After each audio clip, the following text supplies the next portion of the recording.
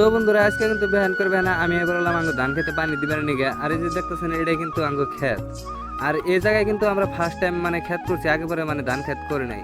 আর সেই জন্যই কিন্তু পানি দিয়ে এনে হারাহারি না, তার মানে আজকে পানি দিতেছি মানে কালকে সকালে দিন যে একদম হুককে ধান একদম করকরা ধরে গেছে, তার মানে এরকম পানি খায়। আর আঙ্গ ক্ষেতের লগে দেখতেছেন যে এমবিরা কিন্তু একটা হজ ক্ষেত, এই হজ ক্ষেতটা কিন্তু পানি বের করে একদম মরে গেতেছে, তাও গৃহস্থরা পানি দিতেছে না। তারপরে কিন্তু আমি মিশিং এর বেলায় পড়লাম, আর মিশিং এ এনে কিন্তু আমি তেল ঢালতাছি, আর তেলের টিঙ্কিটা কিন্তু একদম অটোমেটিক করে নিছি।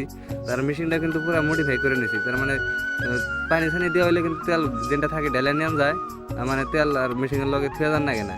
তারপরে কিন্তু মেশিনের লগে ফিতা লাগিয়ে নিয়ে আছে, আমি পানি দিয়ে দিলাম, পানি দেওয়ার পরে কিন্তু এখন মেশিন স্টার্ট দিলাম। আর মেশিনটা কিন্তু পুরাই মডিফাই, দেখুন তো কিরম মানে ধুমে মেরে দিছে। তারপরে একবার দিলাম পানি বাইরে না, 2-3 বার দেওয়ার পরে কিন্তু পানি বাইরে এসে বেহানা বেহানা কিন্তু মেশিন স্টার দিলে মানে খুবই কষ্ট হয়, মানে 1-2 বার দিলে কিন্তু পানি বাইরে না, কমসে কম 3-4 বার দেন নাকি।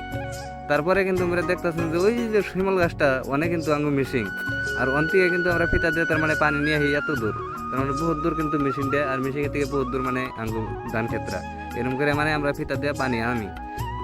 তো আজকের ভিডিওটা কিন্তু এই পর্যন্ত শেষ।